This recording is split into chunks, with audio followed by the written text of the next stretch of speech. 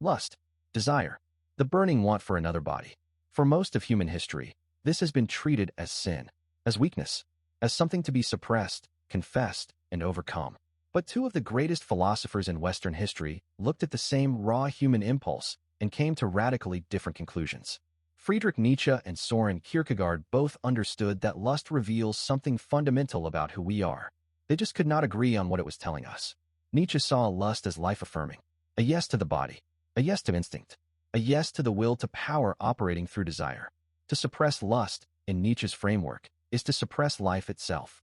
The priests who told you that desire was sinful were not saving your soul. They were poisoning your vitality. They were making you ashamed of the one thing that proves you are alive. But Kierkegaard saw something else. He saw lust as a form of despair, not because the body is evil. Kierkegaard was no ascetic, but because lust is a flight from the self. When you desire another person purely as an object of physical gratification, you are not connecting with them. You are escaping from yourself. You are using sensuality to avoid the terrifying task of becoming a self before God. To understand the difference between these two thinkers, you have to understand what each of them feared most. Nietzsche feared the denial of life. He looked at 2,000 years of Christian morality and saw a systematic campaign against everything vital, everything passionate, everything that made human beings magnificent. The crusade against lust was just one front in this larger war. When the priest says, "Do not desire," what he really means, according to Nietzsche, is do not live. Because to live is to desire, to want, to reach for something beyond yourself. The celibate ideal is not holiness. It is a slow suicide dressed in religious language. Kierkegaard feared something different. He feared the loss of the self. For Kierkegaard, the greatest danger was not that you would fail to experience pleasure. It was that you would fail to become a person, an authentic, integrated self that stands in a real relationship with God. And he saw lust as one of the primary ways that people avoid this task. Because becoming a self is hard. It requires facing your own finitude, your own despair, your own need for something beyond yourself. Lust is easier. Lust lets you lose yourself in another person, or rather, in the idea of another person. It is a distraction from the existential work that every human being is called to do. The irony is that both philosophers were deeply shaped by their own experiences with desire. Nietzsche never married. His proposal to Lou Salome was rejected, brutally and publicly.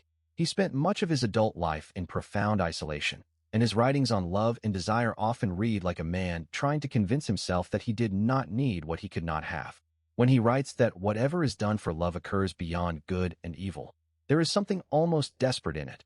A man who was denied love insisting that love transcends the very categories by which it might be judged. Kierkegaard, by contrast, was engaged to Regine Olsen, and then he broke it off, deliberately. He loved her, by all accounts, genuinely loved her, and he chose to give her up. Why? Because he believed that marriage would interfere with his philosophical and religious vocation. He chose God over love. He chose the infinite over the finite. And he spent the rest of his life writing about that choice, justifying it, analyzing it, perhaps regretting it.